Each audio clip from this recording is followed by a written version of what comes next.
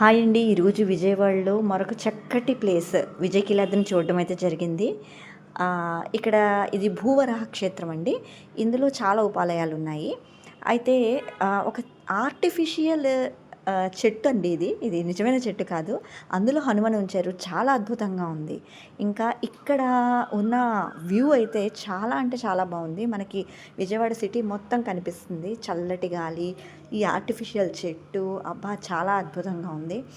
ఇంకా చాలా ఉపాలయాలు మనకి కనిపిస్తాయి. కోదండ రామాలయం ఉంది, శ్రీకృష్ణుల వారి ఆలయం ఉంది, అలాగే లక్ష్మీనారాయణుల టెంపుల్ ఉంది. ఎట్ ద సేమ్ టైం మనకి శ్రీ వెంకటేశ్వర స్వామి వారి సన్నిధి కనిపిస్తుంది. ఎంతో అద్భుతంగా ఉంటుంది. శ్రీదేవి భూదేవి సమేత శ్రీ వెంకటేశ్వర స్వామి వారి ఆలయము. ఆ తర్వాత సుదర్శన వారి సన్నిధి అండి. ఇది చాలా చక్కగా ఉంది. స్వామివారి వాహనాలు ఒకదాని తర్వాత ఒకటి చాలా అద్భుతంగా మనకు కనిపిస్తూ ఉంటాయి వెళ్ళే దారిలో. పక్కనే మనం వెంటనే ఈ వాహనాలు చూసిన తర్వాత మన రామానుజాచార్య వారి విగ్రహాన్ని చూడొచ్చు. ఆయన సన్నిధి చాలా చక్కగా ఉంటుంది. ఆ పక్కనే మనకి లక్ష్మీనారాయణుల వారు, నృసింహస్వామి, లక్ష్మీ నృసింహస్వామి వారు, ఈ హయగ్రీవుల వారు చక్కటి సన్నిధి మనకు కనిపిస్తుందండి. ఆ తర్వాత అష్టలక్ష్మి ఆలయమే ఉంటుంది పక్కనే.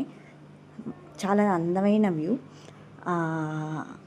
ఆ తర్వాత ఇక్కడ అత్యంత అద్భుతమైన వ్యూ ఏంటి అంటే, ఒక అద్భుతమైన హనుమంతుల వారు కనిపిస్తారు. మీకు ఇప్పుడే చూపిస్తాను. ఇదిగోండి, అసలు ఆ మూర్తిని చూసి మతిపోయింది.